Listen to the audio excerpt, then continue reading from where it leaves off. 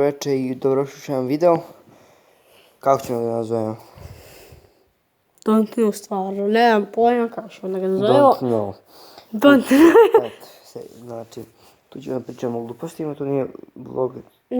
To nije nikakav video sad, da li je? To je don't know. Znači sad, što da vam kažem, obvezno i kucajte potato nashes.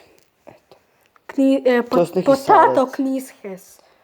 Ako vidite nekog deformisanog miša koji nije miš, na pravom se mjestu. Pisat će potato knishes u zagradi original. To gledate na sopstvenu odgovornost zato što... Da, što to je najružnije i najgličovanije stvarenje svijeta. Tako da obavezno ga pogledajte i eto, to je neki savjet od mene. A ako ga pogledajte, recite nam hoćete li da vidite creepypastu o tom videu ili samom tom deformisanom mišu. Važi. Adios. Ćao.